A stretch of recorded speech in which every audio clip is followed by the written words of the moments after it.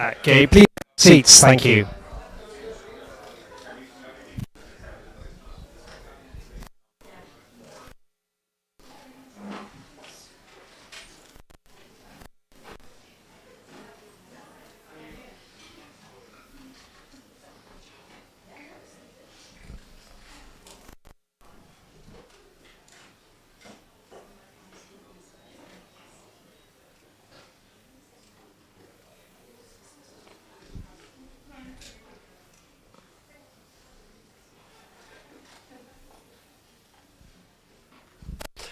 Hello everybody, and a very warm welcome to this Climate Week event hosted by LeadIT, the Leadership Group for Industry Transition, where we'll be focusing on the path to a net zero industry. And we'll have a fantastic set of panelists today who are really going to try and uncover how global leadership and collaboration can accelerate the industry transition. We're going to get started, though, with a brief introduction from the Head of Secretariat for the Leadership Group before we have a keynote and get into our panels. But let me hand over, first of all, to Per Andersson, Head of Secretariat for LeadIT. Per, the floor is yours. Thank you, Rob, and on behalf of the group, so a warm welcome to all of you, LeadIT members, partners, friends, people in the room, and this is also a webcast as well, so there are a lot of people online as well. LeadIT is, for those of you that don't know us, we are a global public and private partnership. We are 18 member states and more than 20 member companies in the heavy industry sector. LeadIT was actually formed here in New York 5 years ago when the United Nations Secretary General asked Sweden and India to form the group. This is 5 years ago. So a lot of our members and a lot of you out there have a lot of things to celebrate this first 5-year period, and we will celebrate this at COP later on this year. We are active in the policy space. We were in Brussels last week and in Geneva before that. We work on all things policy on industry transition. We work with our business community to make sure that the breakthrough technology is traveling faster. We work with bilateral partnerships, Sweden, India, and also supporting the UK and Brazil. The Sweden-India partnership started off at COP when the Prime Ministers of India and Sweden promised tangible results by next year. So we have a full drive of partners and friends in the Sweden-India partnership for industry transition. We are a group for leaders, by and for leaders in the north and south. We are preaching a global level of cooperation and partnerships between countries and companies. This week here in New York, we know it's not always a rose garden path. They're not always agreements. They're not always a transition without challenges. It's not always a transition that is just and fair always.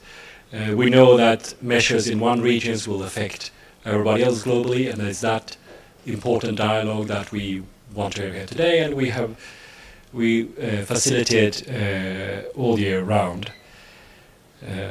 Many of us are witness of maybe a bumpier ride in the industry transition going ahead.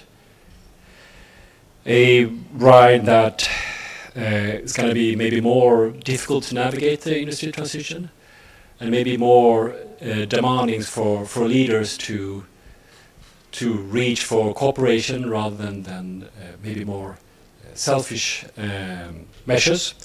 And we hope to be a nod in this dialogue, starting from today. So thank you all members and partners for all your work, and welcome today.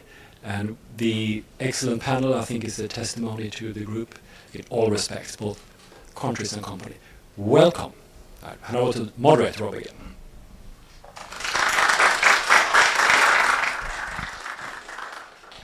Thanks very much, Per.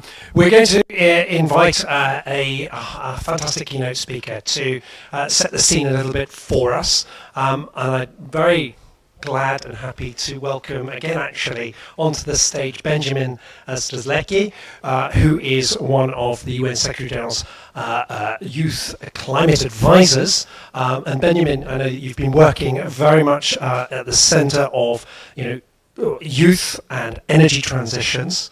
You're now here studying at Columbia, I think. So please take the floor and give us a challenge. Give us a challenge, perhaps based on your experiences in student energy, but also in your role with the UN Secretary General. Thank you. Thanks so much, Robert. Thanks so much, Per. So I was actually here last year. Some of you may remember me. And I asked a question. So I'm going to ask it again and see if things have improved since we met that time. Those of you who are in the audience probably remember the question. So the question is, for those of you who work in management of companies, when was the last time you spoke to your employee, to a employee in your company who's younger than 30 years old?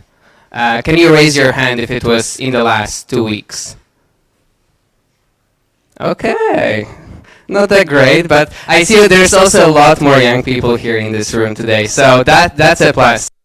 Anyway, thanks so much for having me. It's a pleasure to be here with you. As mentioned, I'm one of the members of the Youth Advisory Group on Climate Change to the UN Secretary General. And my work focuses on energy transition, and a part of it is how we involve young people and other marginalized communities in this work. Of course, transforming the heavy industry is a critical part of this challenge, because this is where we don't have obvious solutions yet. So I would like to share with you an insight on how I believe we can make this work on energy transition better, more successful, and more inclusive. And it goes back to the engagement that I had for the past 4 months with the expert group that the Secretary General has convened. At COP28 in Dubai, in the meeting of the G77 plus China, which is the group of developing countries, Secretary General was asked by those government leaders to do something about critical minerals. For those of you who work with electric cars, or grids, or solar panels, or wind turbines, you know just how intense they are in terms of input from critical minerals. Average electric car takes 6 times more critical minerals than an internal combustion engine vehicle. A wind turbine of the same nameplate capacity requires 9 times more critical minerals than equivalent gas-fired power plant. So by 2040, we are projected to require 9 times more critical minerals under the net zero scenario than we require right now. This will mean thousands new mines that will be open, and new refineries and new processing plants being built to accommodate all of this new demand and supply. And what it means is, of course, a lot more pressure on the natural ecosystem. So in order to manage that and to make sure that this transition is orderly, we need to make sure that all people included. And to that end, the Secretary General has convened this expert group, this multi-stakeholder expert panel on critical minerals. We started our work in May, and we concluded our work 2 weeks ago, and the recommendations and principles are available on the website of the United Nations. And I invite all of you to take a look, because I believe many of those principles are relevant to other parts of the energy sector and also heavy industry. But what I think was particularly important and transferable to other sectors is the spirit of multi-stakeholder collaboration that was at the core of that panel. Usually, within the United Nations, it's countries talking to each other. For any of you who has been to COP, you know just how difficult it is to get inside. And it is because it was a system designed by governments for governments. And if you're a young person, a private sector representative, someone from the civil society, you really need to work your way to get in there. So Secretary General and his climate action team, this time they decided that they will do something differently. They said, we'll put governments, representative of labor unions, representative of civil society, youth, indigenous people, in one room on equal footing. And so we've been working like that for 4 months. We met 2 times, once in Copenhagen, once in Nairobi, through many virtual meetings. We're sitting with vice ministers, ambassadors, and leaders of those different parts of civil society that I mentioned to present our priorities. And I was probably the only person under 30 in this group. Not probably, I was. Probably the only person under 40 in this group. And yet I was able to sit with those people who have decades of experience. But it was important for me to be there in that room to convey the perspectives that usually don't get heard. And in the end, we arrived at a powerful document that all of those stakeholders, whether it's private companies or governments or NGOs, those progressives and those that are a little bit less, can all endorse. And now we can go to our communities and socialize those principles and find ways to make sure that they get implemented. How is it different from alternative approach? What the UN could have done is they could sit 10 or 12 people with PhDs in a room like this, close them for 2 days, and say, come up with principles. And to be very fair, the principles would probably be quite similar to what we've done with 40 people over 4 months. But how is it different? The difference is that there is my name, there is a name of the CEO of the International Council of Mining Companies, that there is the name of representative of the labor unions on that document, and people see that they were heard and their voices were included in this process. And it's much easier for those people, for the governments to go ahead with policies when they can say people have already agreed with that. And there is this unifying voice of all of those actors pushing forward for this agenda. So how does it apply to your work? Because all of you lead transition in the heavy industry.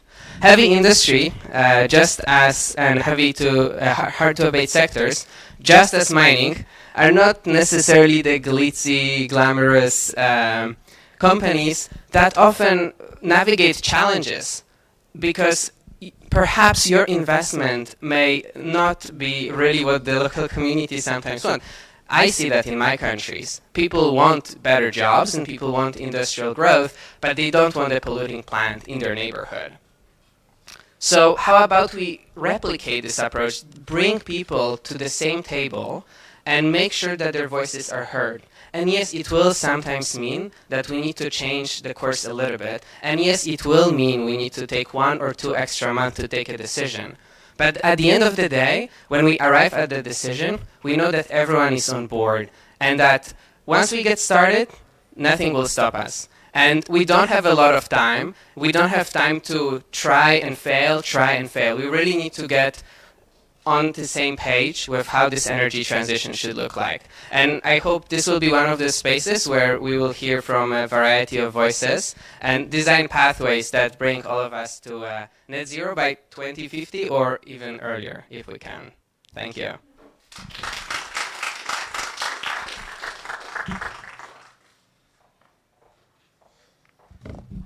Benjamin, thank you very much for those opening remarks. You've given us both the specifics around the critical minerals, so I think almost summarised and made us live this great proverb of if you want to go fast, go alone, but if you want to go far, go together. And absolutely, we want to go far, not only in terms of the decarbonisation journey, but also we want to go far. We want it to stick for long. We need the legitimacy and we need that collaboration of everybody in order for it to work in practice. Right, with those remarks out of the way, thank you very much. Really sort of inspiring us, I hope, to do more, do better. Let's get into so our first panel, which is on global challenges and opportunities. I'd like to invite up to the stage our 4 Shanmugam, who is the Director of International Trade Policy from South Africa. Mahendra, please come up. Jasmine Bascom, Head of International Buildings and Industry Decarbonisation in the Breakthrough Team of the UK. Martin Pay, who is Vice President and Chief Technology Officer of SSAB, and Eduardo Oliveira Zogby, who is Climate and Energy Specialist at the Climate Investment Funds. Very warm welcome to you all four, please. So I'm going to actually ask Mahendra to kick us off on this panel, if I can. So I wonder whether you could just give us a few insights into how the industry decarbonisation journey is evolving in emerging economies, and how's that playing out over the last few years. And I need to give you a microphone, and here it comes. I'm not that loud, although I'm African, so. Thank you. I think as a policymaker, I should maybe give you some of the lay of the land that's happening and what the global south is feeling. And thank you, Benjamin, for raising the G77 and China's point. I was one of the negotiators in that group that pushed for that point, and our president raised it with the undersecretary. I come from a mineral-rich country. We have lithium. We have 54 other minerals in our country. And most of those resources have been abused and exploited on colonial financial architectural systems that have been designed without us, such as the Bretton Woods system as well. So the global south has been feeling very frustrated with the situation as it is. We find that multilateral rules that have been agreed to in the Paris Agreement, Articles 9 and Articles 10, are being ignored. We're finding our developed partners. Thank you. We're finding our developed partners moving away from their commitments. My president yesterday at the General Assembly raised the points that developed partners are not upholding their commitments. So on an international landscape, it's pushing the global south further away from multilateralism. And my appeal to you is to go back to your governments, especially if you come from the developed north, and speak about a just transition. South Africa is 30 years old, is a democratic country. Africa, at 17% of the global population, only contributes 4% to the emissions, and yet we are being faced with most of the pressures to decarbonize. We are told that finance cannot flow because we're too risky. We're too risky because we are reeling from legacy issues. Reparations haven't flowed through. No country in Africa has gotten reparations for the slave trade or colonialization. And yet we're expected to operate in a global system with global tariffs and other financial rules that hasn't been developed with us or alongside us. So we're feeling quite frustrated. We went to COP last year and we raised in the response measures issues that carbon border adjustment taxes impedes industrialization and does not actually help. The leakage argument that the European Union and the UK has made has been debased by UNCTAD, the United Nations Conference on Trade and Development. It says that it actually doesn't equate to that. The OECD published a report saying that the 100 billion has been reached per year in 2020. That those are not real facts. The OECD has been debased as well before in their calculations. And today, in a discussion on the G20, which I also work on, the parties in the room were trying to move away from their commitment of technology flow to the global south, which is also a commitment, saying that it's not a commitment, but a voluntary action. So how do you expect us in the global south to meet our NDCs and to meet our climate change targets if those who have subjected us to historic legacy issues are not willing to make amends for that and uphold their commitments in the Paris Agreement and the Convention with capacity building, financial flows, and technology transfer? And the island states are even more frustrated than us in the developing countries. But let me go to something more positive. My country is fully committed to the Paris Agreement. We ratified it. We're implementing it. We have a climate legislation. We have an internal carbon tax. We're working on a hydrogen commercialization strategy. We have electric vehicles. We have a lot of OEMs in our country, Ford, BMW, Mercedes. So we are rolling out a strong electric vehicle. On the critical minerals We have advocated for value addition close to source, so we will be creating lots of legislation to subsidize and create investment areas in South Africa. Even though the WTO rules doesn't allow for this, we will work in some way that attracts and develops the value chain within the country. We're working on batteries, so batteries beneficiation, and there is a great World Bank study that looked at the sort of points that South Africa can get into with the value addition to battery minerals. And in the region, Zimbabwe and the other countries have a lot of lithium and vanadium, so we're making vanadium redox batteries and also lithium batteries. So that's some of the areas that we're working on in the country to go to our decarbonization goals. We're fully committed as a young democracy to decarbonize.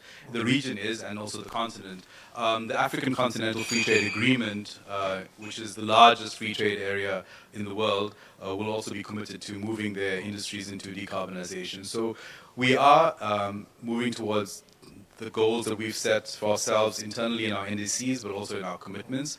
My appeal again to you is to go to your governments and pressurize them and their stakeholders to make good on their commitments. Thanks very much, Mahendra.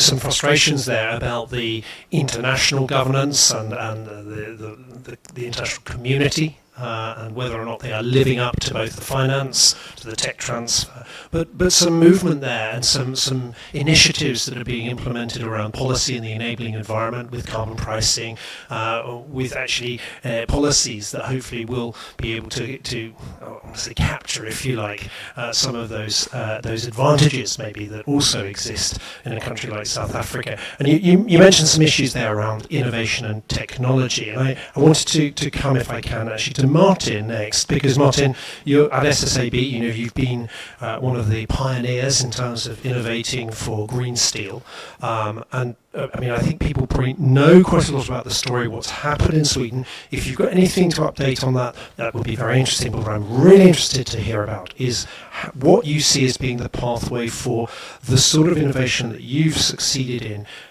scaling in other places, particularly in emerging economies. How is that going to happen? What are the circumstances and how do you adapt to those? Over to you. Yeah, thank you. Yes, we were in the same panel last year, and quite a lot has happened during the past few years. Per mentioned the creation of the LeadIT group that was a result of the 2019 meeting here at the United Nations. At that meeting, our CEO, together with the Swedish Prime Minister, was on the scene and announced that SSAB, as the first steel company, will become carbon neutral before 2045. That was, of course, a very, very bold statement. And many people thought that how are we going to do that? And some of you might not know that we already in 2016 started to launch a very extensive R&D program where we created the hybrid joint venture company jointly owned by SSAB, Vattenfall and LKB. So the three partners created this drive to really explore the development of the hydrogen-based iron-making technology. Hopefully, at that time, we didn't know that whether this will be a success or not. Now, this summer, we just accomplished this 6 years pilot research program. And thank you, Swedish Energy Agency. I believe that you are present here, yes. We got support for this R&D program, and now we have demonstrated that the hybrid technology is working well under this 24/7 continuous operation using this fossil-free hydrogen that we are producing in our own electrolyzer plants. We have also demonstrated that the hydrogen storage is working well, the technology that we developed, and really create interesting benefits between the, say, large consumer of hydrogen with electrical grid that can integrate more and more renewables into this grid. So those are extremely exciting findings. And we have delivered trial products, fossil-free steel, to a number of our important customers. Some of them are here present. This has really demonstrated that in developed economy that we can take the lead to show that this transition is possible.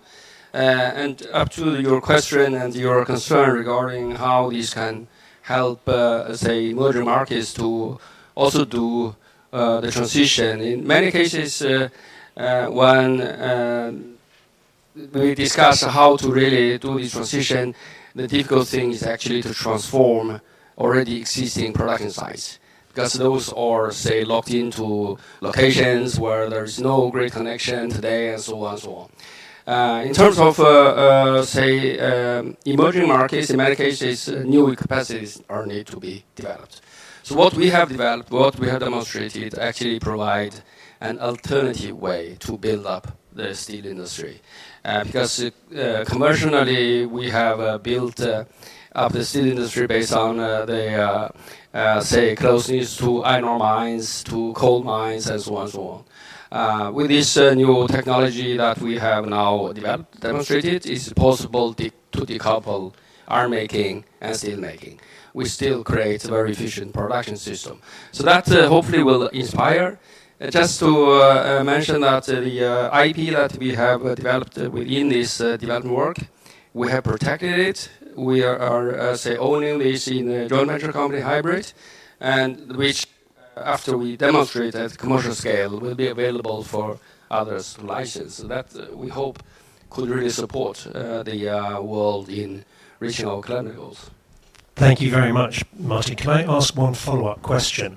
You talked about different capacities and capabilities that are present, or maybe absent actually, in some of these emerging countries. Can you give us some examples of what they are? Because maybe then we can think about how we might overcome them or support their development. Yes, I mean, the technology that we are really aiming at is to replace coal that currently is used in iron-making processes, and really go over to use fossil-free electricity. So look at the development of the scaling up of renewables. We actually find that the quickest growth of renewable investments are not in the Western world, it's actually in the emerging markets. So those are actually opportunities that can be really important enablers for a future industrial setup that is more long-term sustainable. Fantastic. Thank you very much, Martin. And I know that you're also deeply involved in the India-Sweden Industry Transition Partnership, which gives me the chance now to pass over to Jasmine. And as I wanted to ask you a little bit, UK is also involved in one of these partnerships between, in this case it's with Brazil. And I know that this has got started, and perhaps you've already got some takeaways about what's working and how to overcome some of the challenges in emerging markets and the decarbonisation of industry. Thanks Over to you. Rob. Is this working? Okay, I think it's good, thanks. So yeah, as you mentioned, at COP28 last year in Dubai, the UK launched 2 hubs, which are essentially country partnerships or country platforms. One is on industrial decarbonisation and the other on hydrogen. And the intention with these hubs is essentially to develop an end-to-end international assistance offer that stitches together Brazil's priorities and their strategic objectives with the various forms of assistance that exist. So we're looking at things like the regulatory and enabling environment, their R&I needs, the project pipeline development that's required, and eventually all the way up to major capital deployment. I think when you hear the term country partnership, you think of something that is, only bilateral. But I think the key thing with these platforms is that they are truly multilateral. It requires a huge number of partners and stakeholders to drive this kind of transformational change, which is what the hubs are seeking to do. In the UK, we have industrial clusters. We have 6 main industrial clusters around the UK, and I think that demonstrates that these sector transformations really need to be thought of as system transitions. I think one of the challenges with industrial decarbonisation is that there isn't yet a proper end-to-end international assistance offer available. Obviously, that's partly because there's no one-size-fits-all approach. and each country has their own decarbonisation pathway. But it's also because the assistance that exists is quite patchy, and the landscape itself is very fragmented, which can make it really challenging for countries to actually access that assistance and implement that systems change in a strategic and coordinated manner. So I think that's what the Brazil-UK hubs are seeking to overcome, that challenge. So by working with Brazil to identify their main priorities across the regulatory enabling environment, long-term strategy roadmaps, across RD&D, and ensuring there is that project pipeline, and then sequencing that implementation coherently. And the ultimate goal is to basically create like a patchwork of assistance to drive the transition in Brazil. And I think initially we were a bit concerned about approaching all of these different providers in a proactive manner. But philanthropies, MDBs, technical assistance providers, everyone has been really open and receptive to this work. And I think what the hubs are helping in this broader landscape of finance and investment is to help illustrate what's already happening, so that providers are able to make slight adjustments to make sure that the interventions they're targeting are really, really specific and actually have synergies with other forms of assistance that are planned in Brazil.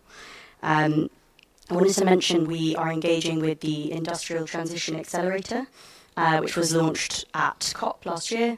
It's hosted by the Mission Possible Partnership, and they are driving work directly with the Brazilian government, looking at that pipeline of projects to ensure that there's commercial scale clean industrial projects planned. And so one of the things that the hub has been able to foster is collaboration between the ITA and the UNIDO Net Zero Partnership, to make sure that the pipeline of projects that's being planned can benefit from really targeted assistance at the project preparation stage, and is making sure that those projects are bankable and have that kind of financing support.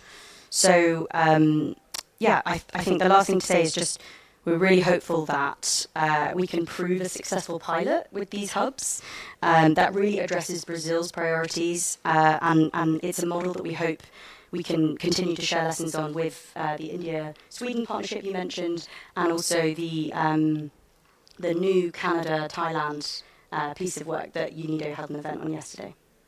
Fantastic. So this approach of multi-stakeholder, hubs, partnerships, to really move things towards those final investment decisions is definitely something that's spreading. I know that Mahendra seems like he's on the edge of his seat to say something, but I really want to give Eduardo the chance, because we've started to get into this idea of international assistance, coming in there with technical assistance, but also the financing. And I hand over to you from the Climate Investment Funds, because I know you've been working hard to try and build something that actually can really, again, be that tipping point moment, I think, to get things towards actual final investment decisions. Eduardo. Absolutely. Thank you so much, Rob, and thank you, LeadIT, for the invitation and for this opportunity. I would just briefly like to introduce you to the Climate Investment Funds. Some of you may be acquainted with our work, some may not, so let's just get into it. But we were created 16 years ago to finance transformational cutting-edge technologies that directly supported the climate crisis. We are Paris-aligned, and we work through a programmatic, country-led approach, which means that we listen to countries. In our mandate, we work through investment plans, which countries decide which areas they want to make their investments on, which is very important for industrial decarbonization, given that it's fit for purpose. It's not one size fits all. And we work as a system, channeling our resources to multilateral development banks so that they can provide co-finance to our projects. And thereafter, we can mobilize the private sector and de-risk some of these projects that at the moment, especially for industry, are high cost and high risk in some cases. While we're here today, I really liked Benji's keynote speech. For many reasons, and I'll get to them, but we all know the challenges that we currently have in the industry sector. It's responsible for 1/4 of emissions that you all know, and from all global energy systems. And coming from Brazil myself, what is interesting is that before coming here, I was looking into our emissions in the industry sector, and it corresponds to 33%, which hasn't changed over the last 10 years, and it keeps increasing, different from other sectors from our energy emissions. So interestingly, when we discuss EMDEs, there's such an importance in identifying not just the financial solutions, how we can support these projects, but also back to the UK-Brazil hub, looking at technical assistance to support the governments to identify the policies, the pipelines, the long-term roadmaps that are necessary for us to come in with the investments. And in this context, concessional finance is key. We know that it's a very limited pool of resources, and and they are extremely important for the industrial sector in the sense that we can really lower the risks and the cost of capital to attract the private sector, and trying to start building this investor confidence in a sector that some of these solutions are still yet to be found. And back to Benji's point, that is why it's so important to engage with young people, because some of the solutions are coming from very young minds who are studying these topics now and coming from different perspectives, and even coming from their own communities, and even giving opportunities for young people from the global south like myself to come to these spaces and be heard and listen to their solutions. Like Benji is brilliant. I wish he was here to listen to my compliments. But with that said, this is why we're so excited at the SIF to be launching next week, actually, on October 3rd. I hope some of you will be attending the Clean Energy Ministerial in Brazil, in Foz, but we are launching our industrial decarbonization program, which is capitalizing almost $1 billion to support high-emitting industries, including steel, cement, shipping, aviation, depending again on what the country decides is important. We'll be launching the expressions of interest in this event, and we're really hoping that some of the largest economies will be submitting their proposals, especially because we know that some of the top 10 emitters in the industrial sector come from emerging markets, and 80% of the from these countries. Yes. So we really hope that with the concessional finance that we can bring to the table, we'll be not only advancing this very important sector, but also bringing. Maybe this is a sign that. No, so this is an invitation to everyone that will be present next week, and please reach out to us if you have any other questions, because this will be definitely something that we've been working on for the past few years, and we've been working on with critical supporters that acknowledge this sector to be critical for us to reach a net zero pathway. Thank you very much, Eduardo. I mean, really exciting to hear that new source of concessional finance coming on stream. I want to give Mahendra maybe just a moment just to reflect on a few things that came out here around the partnerships that help to support the policy environment, the concessional finance, the innovation support. That's great. Hello. Yeah, that is great.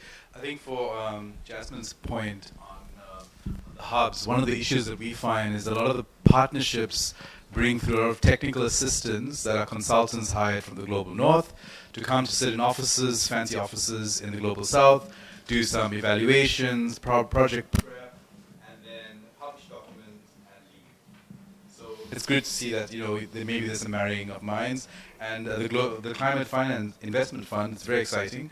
We've raised it a lot, and our president as well. Some of the loans from the development institutions or the DFIs were very significantly impacting the industrialization of developing countries because they came with such burdens to repayments. And some of the loans have been paused, but they haven't been cancelled. And that causes a lot of issues in developing countries. So seeing concessional loans come out with the Climate Investment Fund to de-risk projects, and I think with PER we went last year to a private investment arm, and they wanted 15 to 25% return on investment.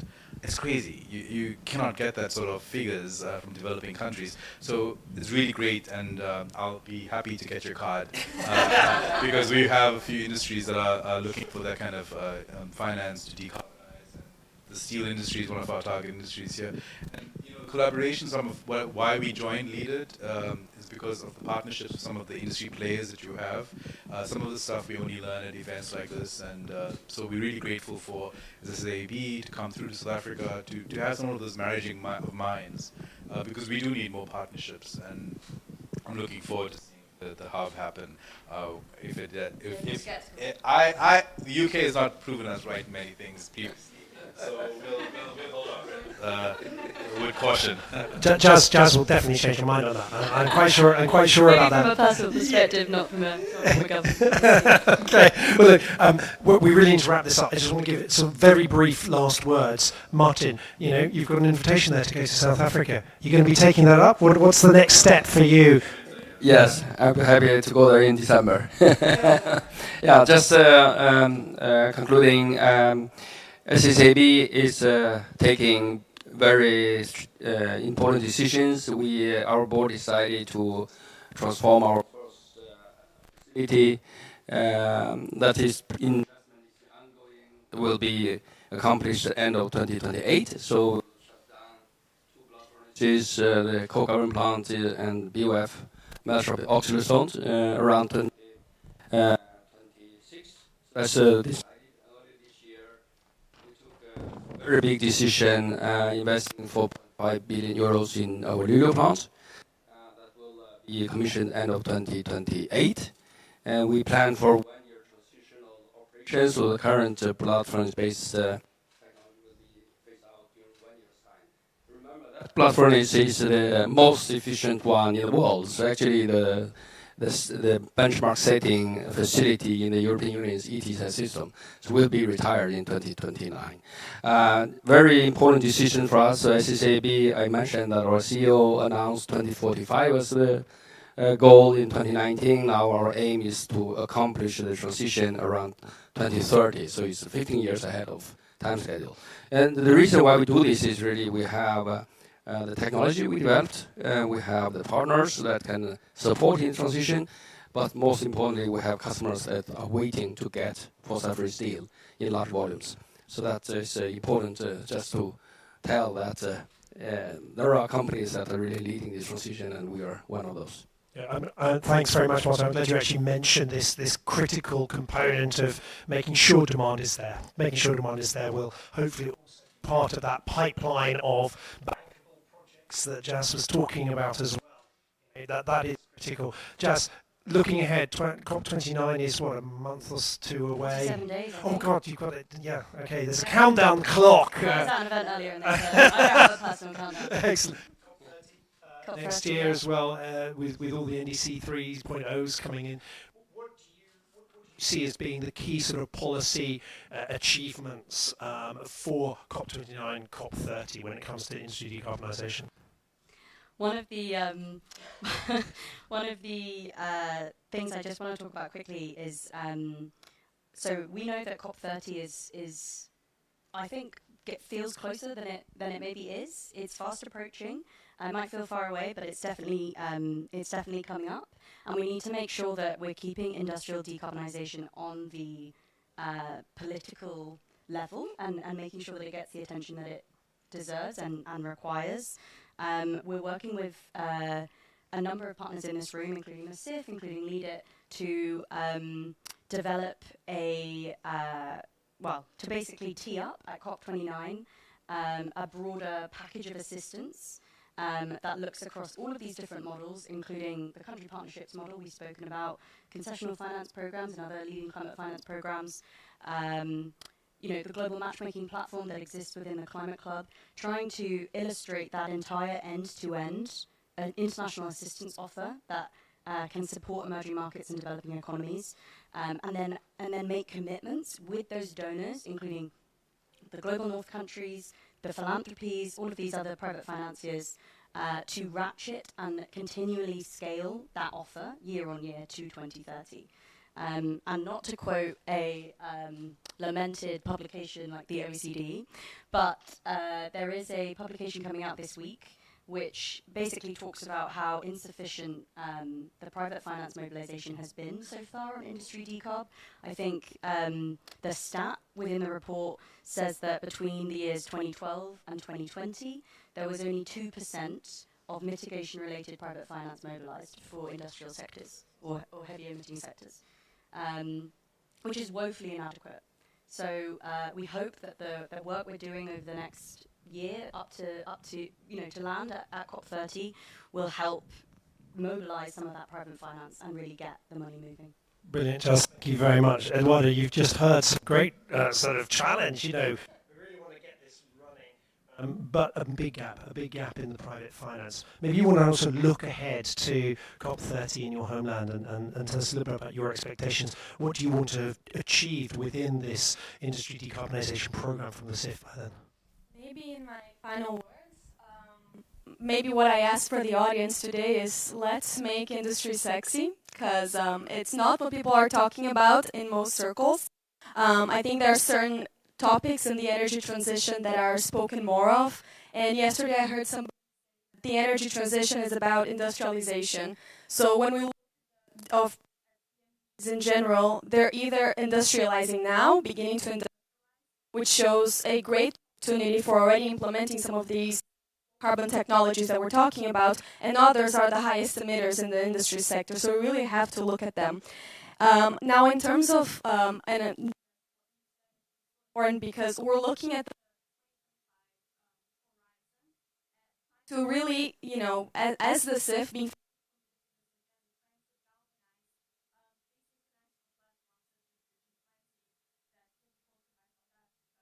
Canada will be the G7 and Brazil will be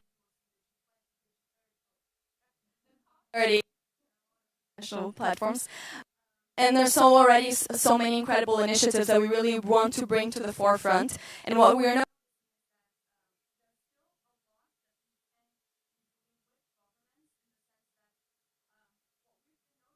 most governments, when we discuss industry, we have to talk to the Ministry of Industry. But when we talk to them,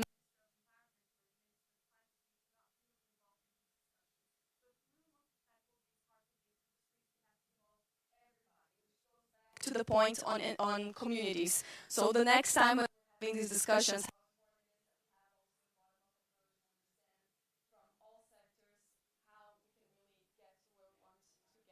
of decarbonizing these sectors.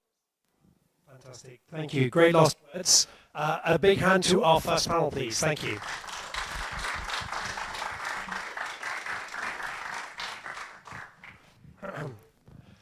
Great. Well, we will now move on to our second panel. Our second panel is all about partnership for industry decarbonisation.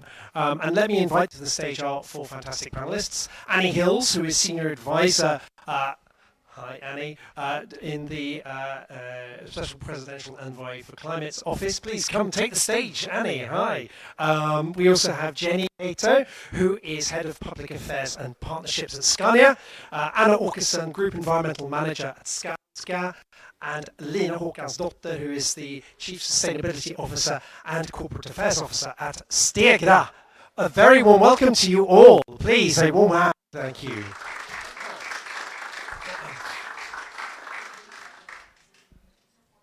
Sorry, it's mine. Are you okay to share? Awesome. Sorry. Great. Okay. A very warm welcome to you all. I'm actually going to start off with you, Lina, if I could, because Martin talked about the importance of having these, really great relationships and collaborations with your customers, and that those relationships were things that were really critical. Tell us a little bit about how important those sorts of partnerships have been for Stegra. Yeah, sure. Okay, I think there's some problems with the mic, so I'll try to keep it close. Hello, for those of you who don't know the name Stegra, we are formerly known as H2 Green Steel, but just a couple of weeks ago we changed the name to Stegra. And Stegra is actually a Swedish word meaning to rise, to elevate, which really encapsulates our purpose to decarbonize hard-to-abate sectors, starting with steel. So customers, of course, they're number one. And actually, when this venture started in 2020, it was all about finding what technology route could be made viable to decarbonize steel production. And of course, we got a lot of impressions from the hybrid project. We're really glad that it was launched and we looked into it. And we also noticed location to do this production is where there is abundance of fossil-free and green electricity. So the northern part of Sweden is excellent for producing green steel and green iron. So we created a business case, and we figured out that we will need a green premium on the steel to be able to make this business case work. And then we set up a meeting with a presumable customer. And at that meeting, we asked, are you okay with paying this premium and buy a substantial amount of green steel? And the answer was yes. So after that meeting, we went and had a meeting with the technology supplier, and we started figuring out how partnership to create a lighthouse project could be looking. So customer was actually number first, and without that acknowledgement from the customer, we wouldn't have been able to go on. But how important was it to be able to then raise the financing that you already had, prospective clients? Yeah, okay. So steel is today normally purchased at a very short time frame, but we have actually managed to sell more than half of our production when we start up. So more than 1 million tons of green steel we have sold in 7-year long agreement, off-take agreements that are take or pay. So we have changed the ways to sell steel, and these steel orders have a net worth of 130 million Swedish crowns, so 13 billion euros or dollars. So that's how we were able to then go to the lenders and to the investors and to be able to create the financing for the project. Great, thank you very much, Lena. What's unique and excellent and wonderful about this panel, apart from these great people, is that we have Stegra, who's producing the green steel. We then have Scania, and we also have Skanska. So we have a sort of value chain perspective here. And I'd like to come over to the next chain and ask Jenny, in terms of the partnerships that matter for you, how have they developed and how are they developing in perhaps a market that's a little bit shakier than it has been in the past? Maybe you can debunk that idea, but go ahead. Well, thank you very much. Is this working now? Yeah, maybe. Oh, we're very, very close. Yeah, like a singer. Exactly.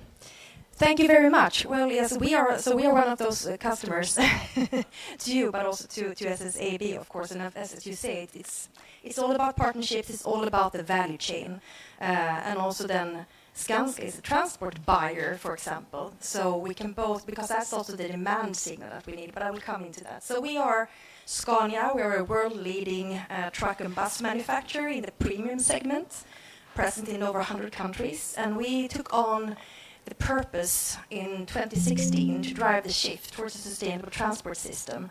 And of course, doing that, our main tool is to go electric. So we are all into battery electric trucks. And we have proved in Sweden that we can do this on a very, we have a 72, 80-ton truck up in the northern part of Sweden, and they run perfectly fine in an Arctic climate. So everything is possible. But to do this, we are dependent on a whole ecosystem to kind of move in the same pace. That's why partnerships are so important to us and our competitors. And of course, and it's also, the problem is that we can't kind of influence this ourselves. So we need partnerships with policymakers to pick the right conditions, the frameworks, have ambitious targets. But we also have to have partnerships with our customers, the transport operators, and the transport buyers, the customers, in order to make this happen. Because what our customers ask us is, okay, so we buy this battery electric truck, where can I charge it? And you don't charge a truck at the passenger car charging point. You do it at a truck stop. That's the first thing. So we have to have charging infrastructure all over global. But I mean Sweden first, Europe, which is kind of the first phase. So what we did then was to partner with our competitors and peers.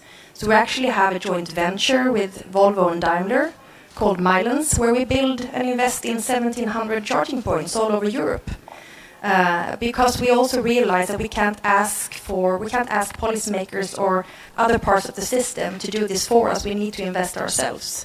And I mean, the last year we have also partnered with other types of companies and entities to form other joint ventures, doing transport as a service, for example, to drive the demand for zero-emission trucks. We have Arinian, which is a company we launched just last year that is now helping our customers to set up depot charging at their sites.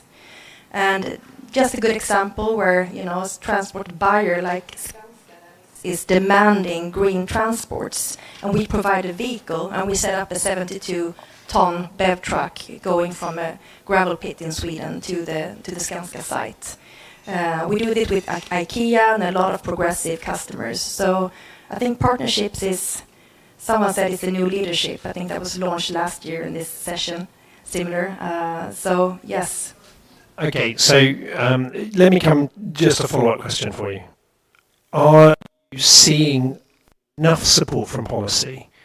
Are you getting those transport buyers to specify that they need this electric trucks in their delivery system?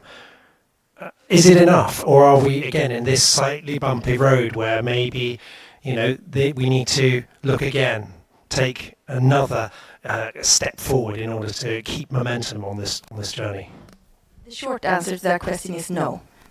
There is not enough support from policymakers at the moment. I mean, EU has a quite ambitious Green Deal, so we now have super ambitious and stringent CO2 targets for the heavy-duty vehicle side, which is good, but also it also means that the whole ecosystem needs to kind of step up in the same pace. So we are the only entity in this that will get heavily penalties if we can't fulfill or comply with the regulation.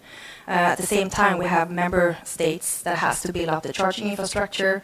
We also need a carbon price that is high enough to incentivize our customers to transition into zero-emission vehicles, and that is really not happening at the moment. So the short answer is no, and also the demand signal from the transport buyers. I mean, this, you have to pay a premium, right? And someone has to do that in the system. So that's why we have so close collaboration with our customer and customer's customer. Thank you very much, Jenny. And I'm going to turn to Anna, because it's a natural thing to come to you and say, okay, so what do you need in order to be able to demand more of this stuff from the hauliers, for example? I think Jenny was touching upon a few of those things. It's very much about policy, of course, about being able to drive change in the industry, not just in pilot projects, because we can do those, and we are doing those, but it's about the scale.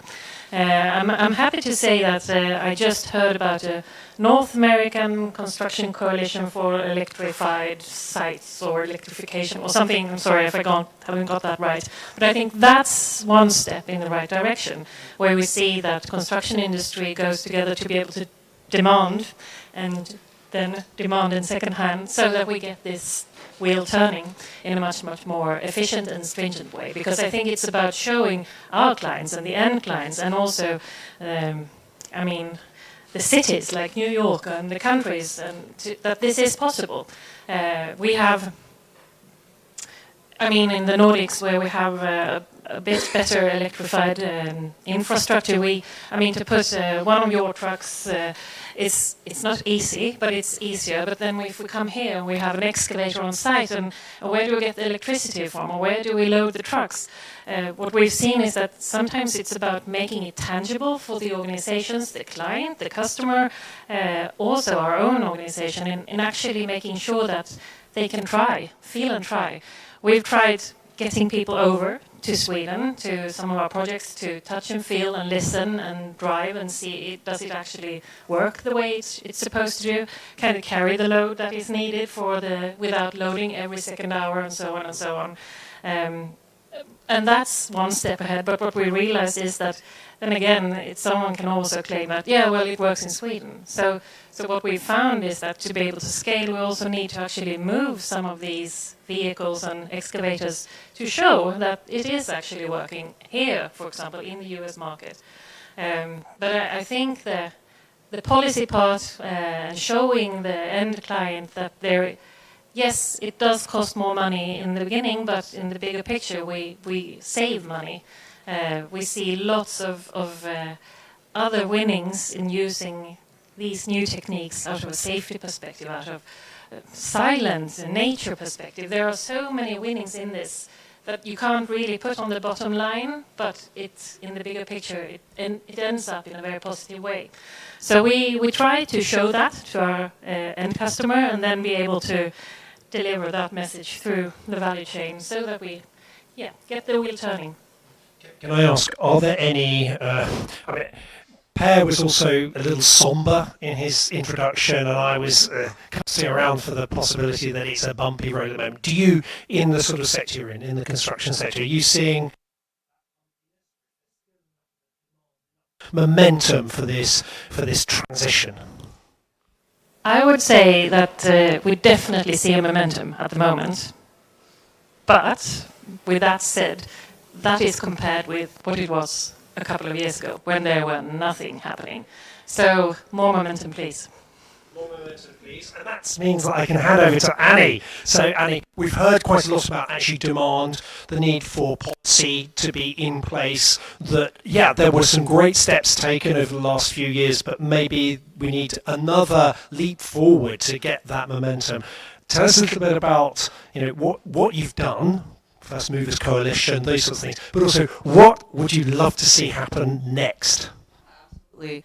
And first I just want to say thank you so much for having me, and great to see so many leading companies here, and all of your first movements are really helping us prove the case that this is something that can happen and can be done, the art of the possible. So all three of the women on the panel here, this is maybe the only all-female panel I've ever been on in my life.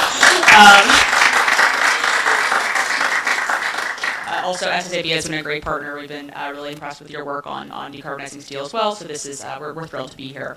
I come from the Office of the Special Presidential Envoy for Climate in the U.S. State Department, and one of the first things that we started looking into a little over 2 years ago now, maybe it was 3 years ago, was the idea that we needed to aggregate demand and show that there truly was demand for these green commodities, for green steel, for green aluminum, for green concrete, aviation fuel.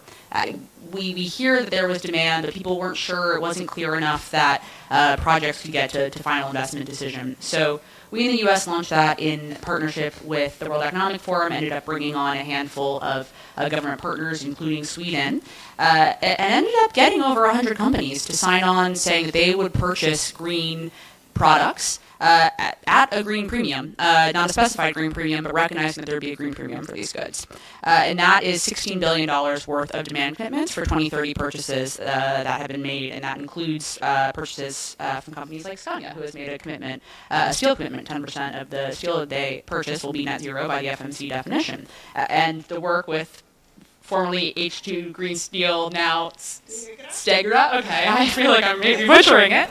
H2 Green Steel is a bit easier for the American in the room. SSAB and Stegra are both FMC compliant steel. So that's fantastic. And we've seen some of these pilot projects coming forward. We have moved to, I think, 100 offtake agreements within the FMC, showing that we can start to help pilot projects move forward towards FID, get to that commercial scale. But that's not to say that it's been a completely smooth road. There are bumps, and across these green commodities that we're trying to push forward, we are seeing some projects begin to fall through, or say that they're not necessarily seeing the materialized demand they'd hoped for and needed in order to meet make that investment decision in a heavy upfront cost asset that is a long asset life. These are, serious decisions that need to be made, and we recognize that's a real challenge. And that's even with, the incredibly generous incentives that we have here in the U.S., for example. And so I think we need to recognize that there's enormous momentum. We are hearing about corporations that will pay, that see this as a key way to decarbonize their own value chains, their scope 3. I mean, that's what most corporates that have the margins and the money to invest, they're looking for a way to do that, and that's purchasing green steel, cleaning up your logistics and shipping and trucking, and air freight.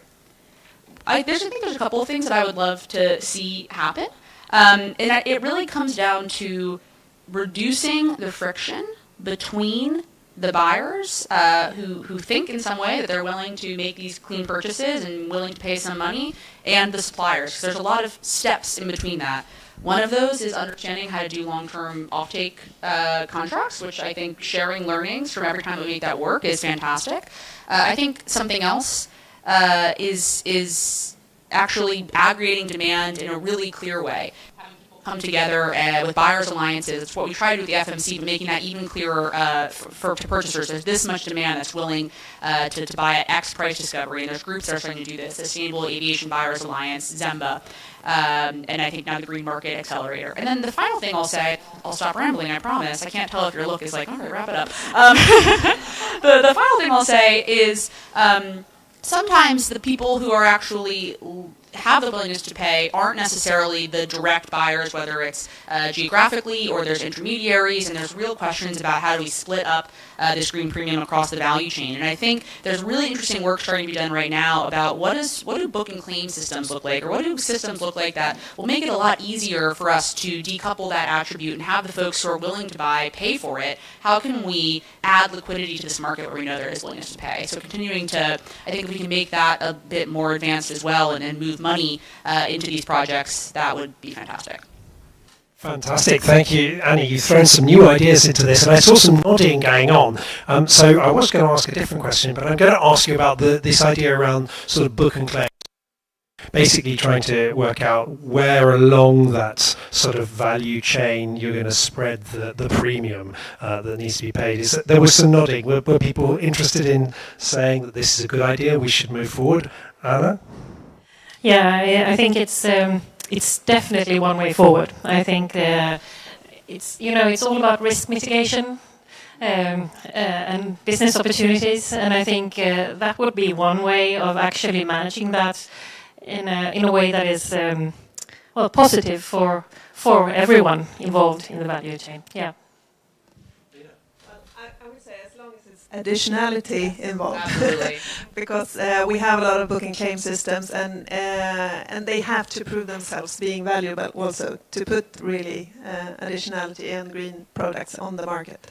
And so far we have managed to have secure offtake agreements with customers actually wanting to buy the green steel.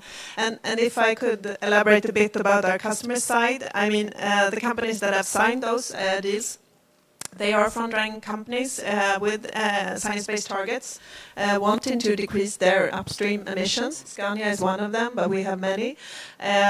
But we see that what's actually essential to make this viable all around the world is to still have the policymakers put a price on carbon dioxide. And we have that in EU, and I would say that that's why both Hybrid, SSAB, and us are starting in Europe to do this. Because, of course, it's not only the customer, but also that we see a strong policy line here de-risks the project. And further, I mean, we have unlocked 6.5 billion in funding. We closed our round earlier this year, and we're only able to do that at the comfortable risk with the customer side and with the policy side behind us. Thank you so much, Lena, for that. I actually want to come to Jenny. We started to sort of also talk about, what enables this, and we've talked a lot about Europe, we've talked about the United States. I want to sort of throw us into partnerships in different places, and I know, Jenny, that Scania's production, big market, in Latin America, in Brazil in particular. And maybe you can say something about what the transition is for the heavy goods. You're absolutely right. I mean, we are being very Eurocentric normally when we discuss these, transition into zero emission transport, for example. And of course, I mean, the kind of enabling conditions, as we call them, they look very different in different regions of the world. So we need to have, there is no one silver bullet. We have to work in parallel with different tracks. So for Latin America, for example, and Brazil, where we have been present in the 60s, electrification is maybe not the first, it's not where we will go first. We will go first in the northern part of Europe and then transition in different parts of the world. So there we need to work with energy efficiency. So we have the Scania Super, which is actually the world's most efficient combustion engine. I mean, talking about combustion engines in this context is a little bit a no-no, but anyways, I mean, we have to start there. And actually, they are also fully compatible with biofuels. So that is also an asset that you have in Latin America, a lot of production of biofuels, sustainable biofuels, if you have to. So, I mean, we have to do that as well in order to decarbonize at the same time, because also, there is what we call the rolling fleet. So the life length of a truck, for example, especially in other parts of the world. So even if we have the ambition to have 50% of our sales volume, zero-emission vehicles, battery electric, in 2030, there will still be over 90% of the vehicles in the rolling fleet being combustion engines. So if we really mean serious business with decarbonizing, we have to work in parallel with biofuels and biomethane, for example. So that is the partnerships that we do in Brazil and in Latin America. Who are the partners? Because that's perhaps a different set of partners than those you might have in Northern Europe, you know, where you're buying batteries and co-developing batteries with Northvolt, for example. But you know, what does it mean in Brazil? More or less the same partners, the transport, the customers, the transporters, the whole years, and the transport operators, but also the transport buyers that we are partnering with. So it's more or less the same customers as different technologies, I would say. Annie, I wanted to give you another opportunity to perhaps say something about, you know, what it looks like outside of the US. You know, what do you think are the transition pathways and partnerships that are critical in some of these markets? Yeah, I think, you know, we one of the things that we really focus on in my office, I realize that my office, which is the office of the Special President on for Climate, I am not the Special Presidential Envoy for Climate, so let me just clarify that. We focus a lot on international partnerships and thinking about, you know, how can we push forward these types of projects in emerging markets. We have a lot of bilateral partnerships where we're trying to push these forward. We had some great announcements about our relationship with India just coming out this week. I'll mention Brazil, actually, because I know we were talking about the ITA. The U.S. actually just joined the Leadership Council of the ITA as well, and really want to think about how can we take some of the learnings that we're seeing as we implement projects here in the U.S. using the IRA. How can we take those learnings and help apply those in a really project pipeline specific context in countries like Brazil? So I'm really excited to see how that work goes, and if that partnership can yield to some really exciting industrial results by COP30.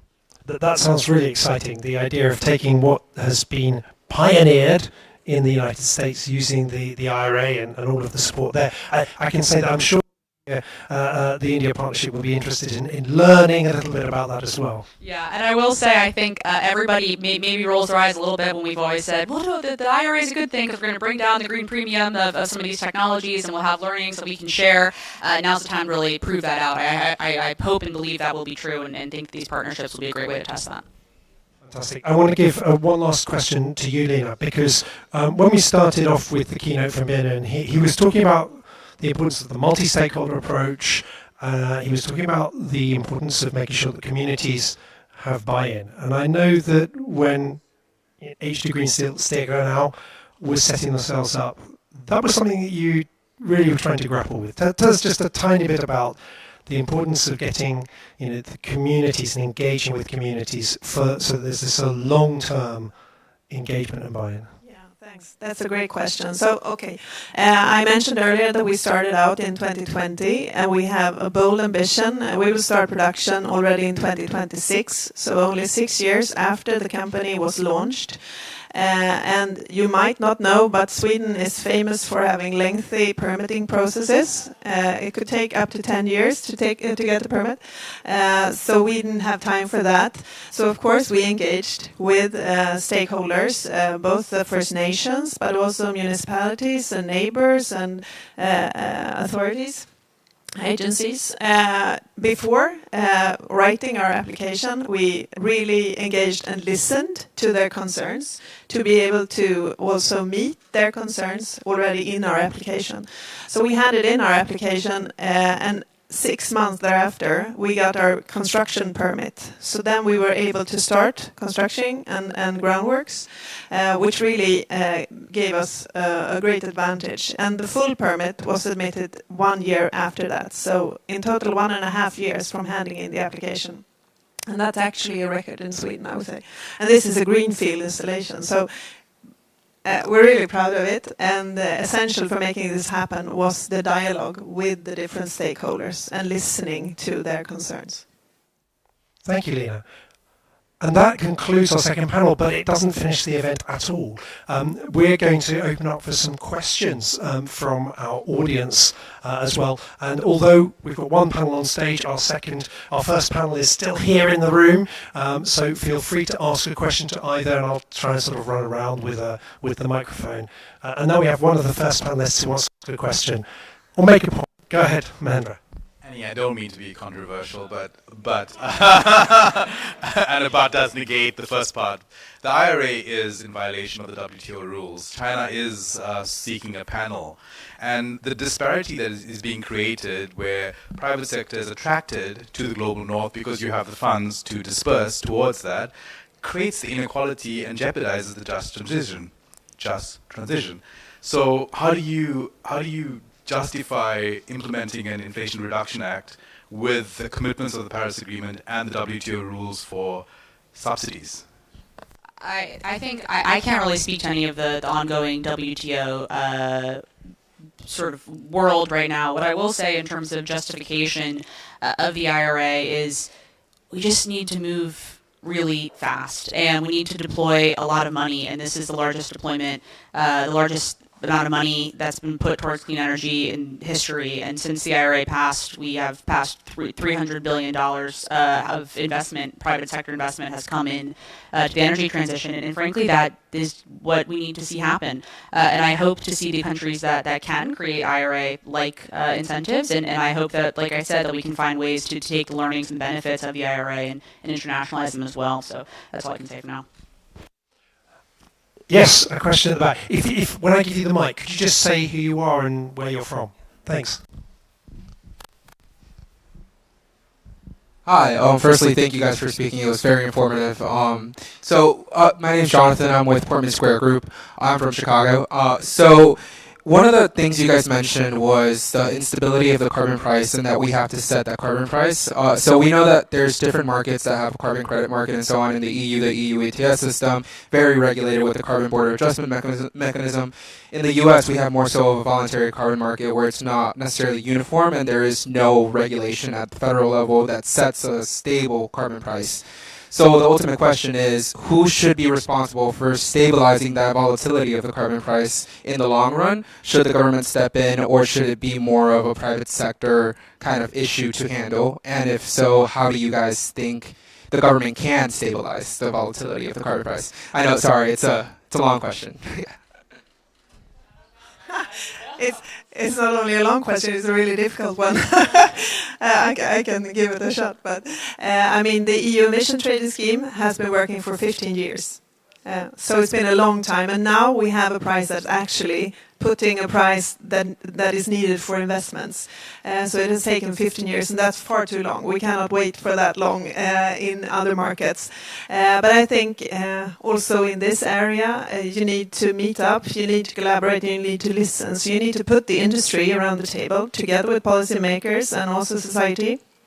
and make sure that you get acknowledgement for what is needed. And of course, I mean, to the previous question, to put the price on carbon, that would be a way to make it a more just transition, I would say, instead of pouring in a lot of money. I think the only thing that a couple of things I'd add to that. One is whether or not, the question of who, if we're talking the U.S. specifically, of who should be setting a price on carbon. We also have to be pragmatic about, do we think right now in this political system the U.S. can put a price on carbon? And I won't say anything more on that, but that's a question to remember, is we need to work within the pragmatic constraints of our political system. There's a bit of an implied price on carbon from our tax credits for carbon capture and carbon storage. And, a couple months ago, Senior Advisor John Podesta did share that the U.S. is working on a trade and competitiveness task force. I'm certainly not going to get ahead of that task force and saying anything, but I know they're thinking about questions like that. Thank you very much for your remarks. I'm Ray Kai from the Center for Strategic and International Studies in Washington, D.C. A question, I think this has been touched on a little bit before, a common sort of sentiment that we've heard from our interlocutors in emerging markets is that China has had a more established footprint when it comes to developmental finance, because it has been able to offer a more material sort of value proposition.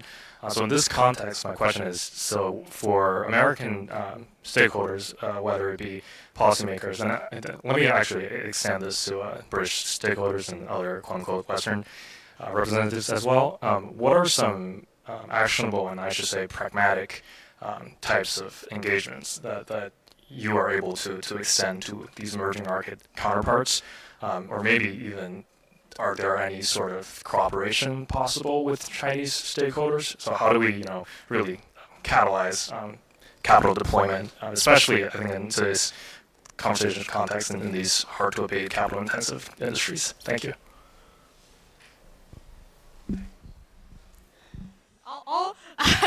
I really hope, my big hope is not break any headlines here. That's what I'm trying to get through the rest of this event. But I will say the U.S. and China do cooperate on climate. It's actually somewhere where I think we have a strong cooperation.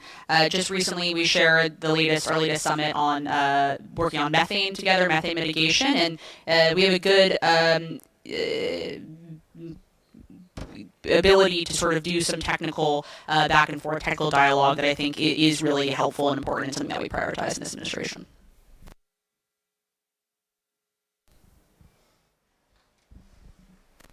Thank you. And you were talking about ways of alleviating the tensions between buyers and suppliers, and connecting with your example on how making first the case, like to bringing investors, makes me think on, sorry, I come from South Pole, I'm not only, makes me think on the crisis last year about red carbon credits and how the market collapsed in the sense that those credits went down in price, and most of those projects are located in the global south. And for example, I come from Colombia, and there is a lot of projects there of red in the Amazonian, and most of them, the most vulnerable communities that get the worst of that are the indigenous people. But for example, South Pole was very attacked in this very famous New Yorker article. So I would like to hear from you, how do you see the ways coming in the time that comes also with all these tendencies in getting higher credits quality, but also getting all these upfront deals to guarantee that buyers are going to be willing to pay what these credits really worth, but in an environment that has a lot of distrust currently.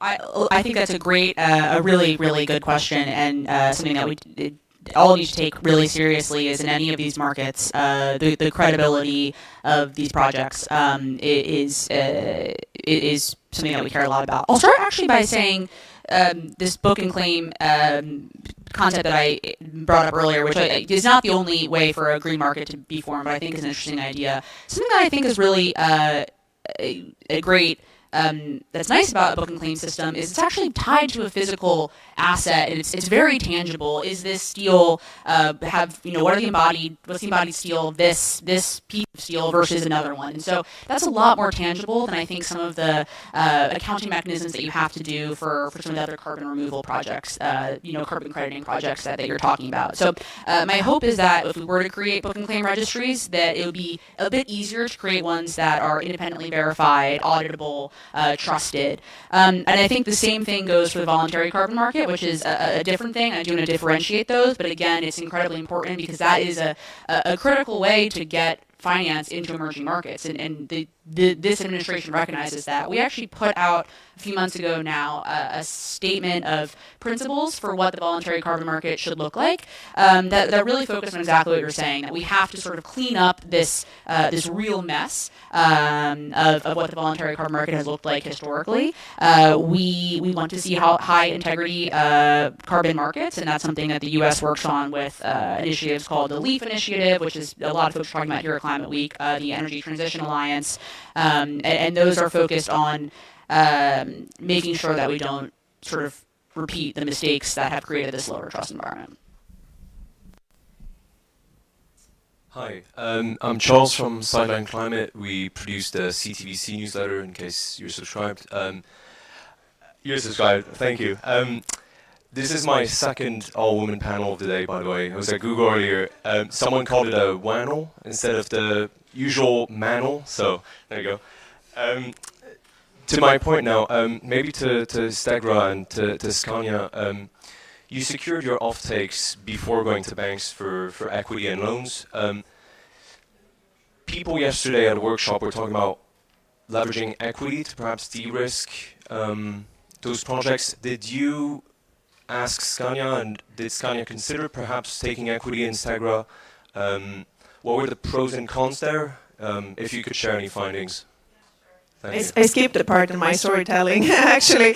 So we started out with a meeting with the customer and with the technology supplier. And then a year later, after a lot of discussions with a lot of customers and technology suppliers and other suppliers, we managed to close our Series A round on 90 million euros.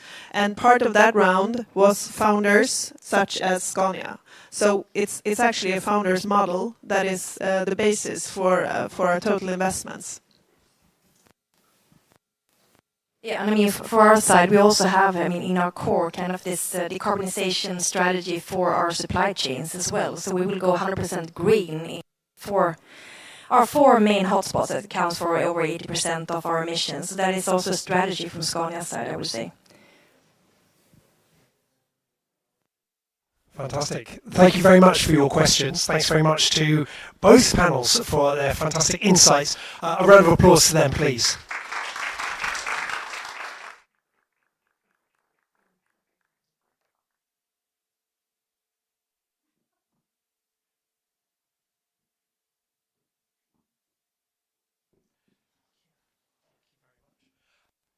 Fantastic. So we are now moving to our closing remarks, and as we await our high-level representatives, they'll be here any moment.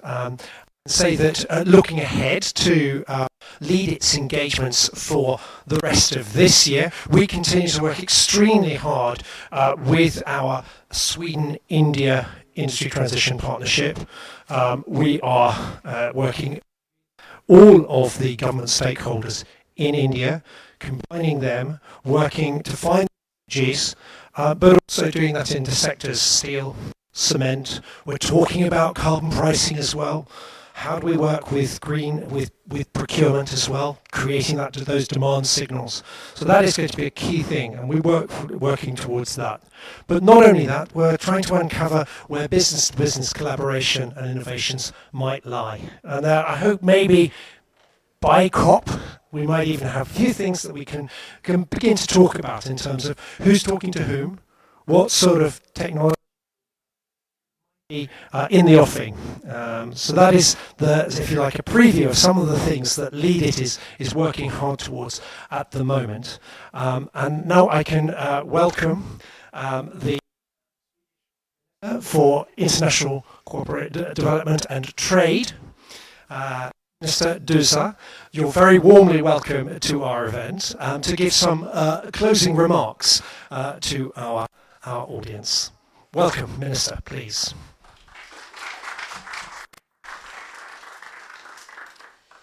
Thank you for the invitation, and Your Excellency, ladies and gentlemen.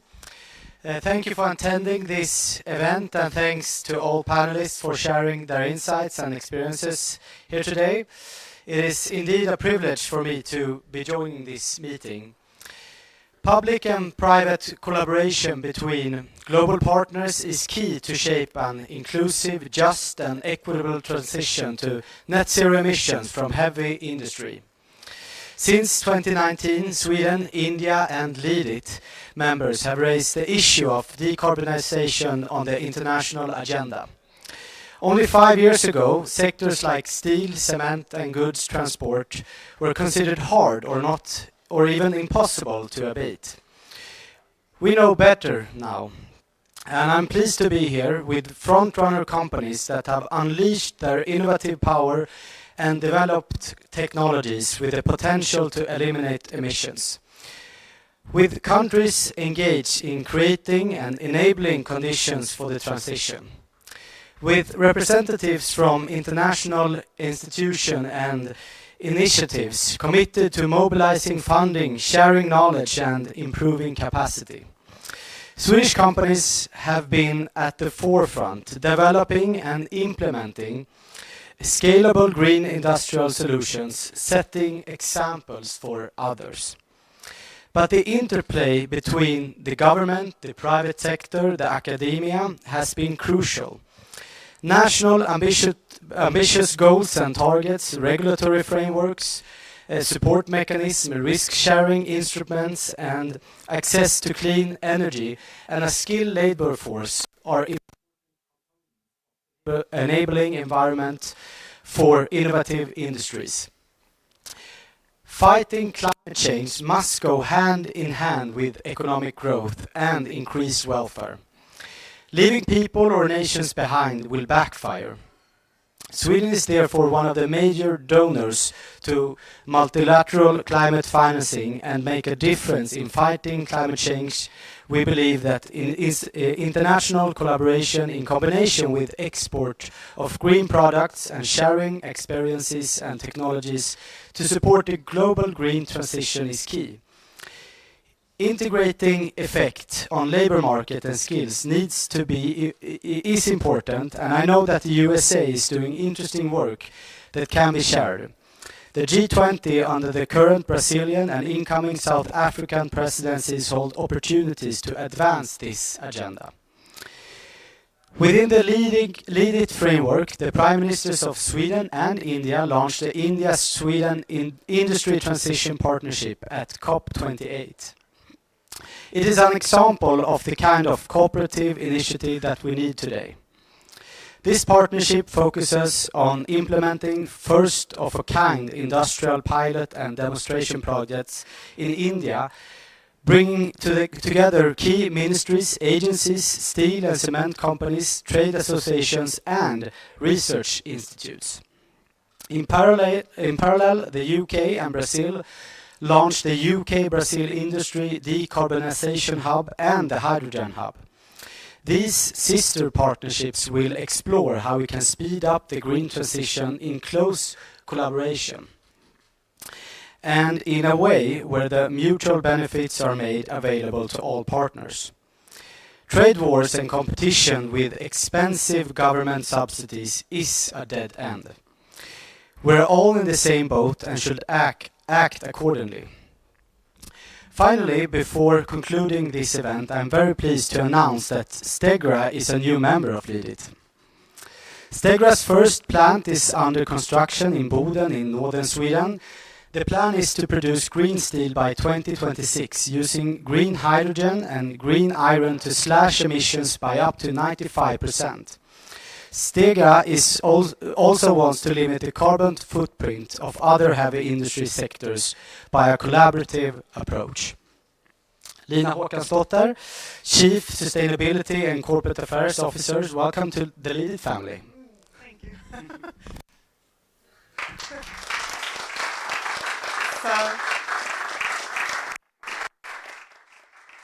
Thanks a lot, Benjamin. Your kind words means a lot to us, and we are really thrilled to join this collaboration and this partnership organization or group. For us, as I mentioned earlier, our purpose is about decarbonizing hard-to-abate sectors, and we cannot do that alone. We need to do it in partnerships. And I was really thrilled to hear also about the partnership being the new leadership, because I strongly believe in that. And for us at Stegra, LeadIT provides a perfect platform to engage, both with policymakers globally, but also with customers and with other fellow companies wanting to drive the change. And also we look really forward to leveraging on the researchers that are linked to this partnership. Actually, this morning I participated in the first event by LeadIT on my part, and it was a breakfast meeting with investors looking into how we can make sure that we have those investments in emerging markets. And I think this is a great way for us to contribute, to share our experiences from investment in Sweden, and what is needed and what is the basis, as I mentioned earlier on the panel, policy, to have a strong price on, but also to have the customer side present in de-risking. So we look forward to many of these events, and we're thrilled to join.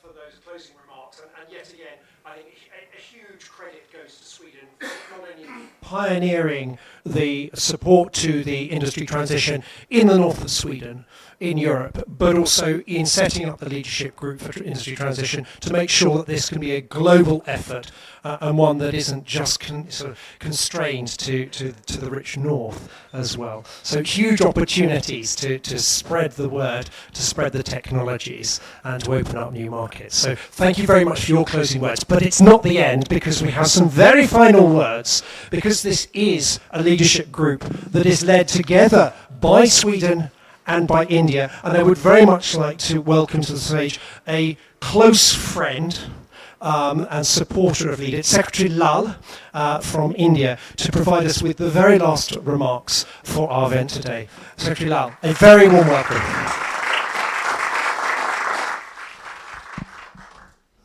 Thank you very much. Honorable Minister, Mr. Benjamin Dusa, State Secretary Dian Janse, Head of LeadIT Secretariat, Mr. Anderson, and friends. And first of all, welcome to Stegra on joining the LeadIT family. And I would like to thank you for the invitation to join this important session on industry transition. As you mentioned, I've had the opportunity of working with Swedish colleagues and yourselves on the LeadIT outreach events in Stockholm, in Almedalen, and some other places. And it is good to join here, you in New York. I'm sorry that I could not join the panel discussions, but I'm sure that these sessions have thrown up some useful ideas. Building upon the success of the first phase of LeadIT, our Prime Ministers, Prime Minister Modi and Prime Minister Ulf Kristersson, had launched the LeadIT 2.0 last year in Dubai, COP28, last December. And this group, this family, which started with 23 members, is now 41. So this shows that it brings value to various stakeholders, and that's very commendable. Last 4 years have seen a lot of stepping up of global efforts on climate action, especially through industrial transition. Innovative engineering solutions are being explored in renewable energy, in electrification, in new materials. And at the same time, the challenge of how to mobilize new investment and keeping the additional costs down is also being explored. LeadIT's work on developing some of the trackers of technology in terms of green steel and green cement are valuable research, and your advocacy is also very important. Today, of course, industry is very deeply interconnected through global supply chains of raw materials, technology, markets, talent, investment, and also the impact of the carbon emissions. So this interconnection is what requires also these global collaboration. And in this context, it is good to see that LeadIT brings together countries from various geographies, population sizes, levels of development, needs and energy mix, and also technology and financial strengths. So it's good to have a platform. This brings together such a diverse range of countries, but also companies of various sizes and in various sectors. So that's very commendable. I may mention briefly about India. The scale and speed of the transformation that is ongoing in India is not only important in our own context, but has also implications for the success or the global success on climate action. This also provides at the same time huge business opportunities and avenues for the global economic growth. India perhaps represents the first instance of a very large economy of this size that has to achieve rapid growth within a low carbon context. So it's an important experiment and has serious implications. And given the energy mix of India, we have to make all efforts to decouple our GDP growth from energy consumption and carbon emissions, and that is already happening. India has set very ambitious climate targets. For instance, renewable energy capacity of 500 gigawatt by the end of this decade, 2030.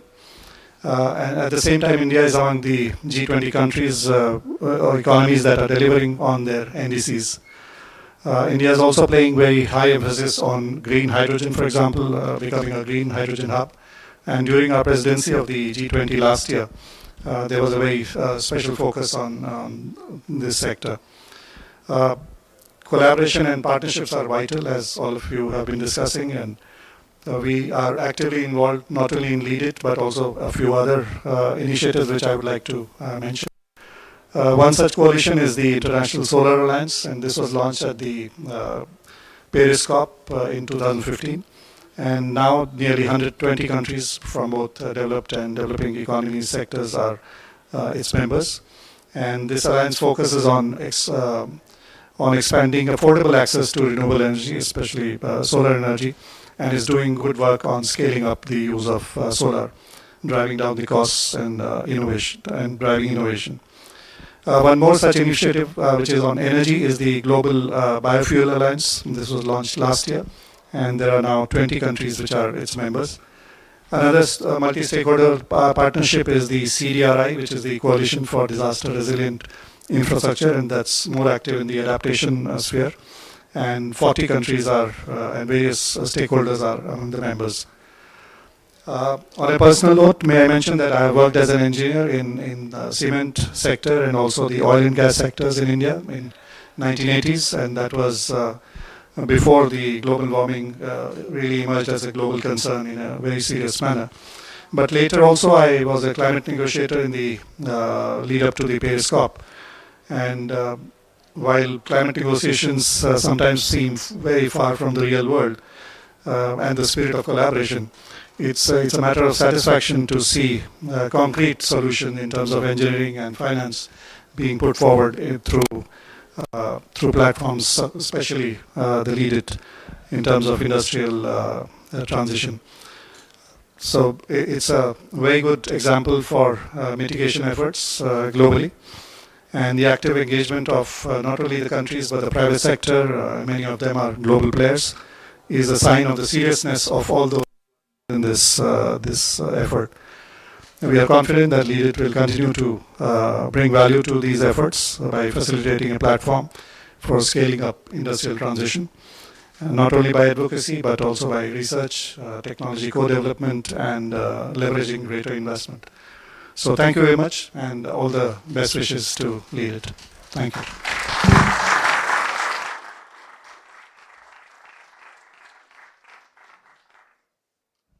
Just a few thank yous. Thank you very much to our panelists for their insights, for their time, their generous thoughts.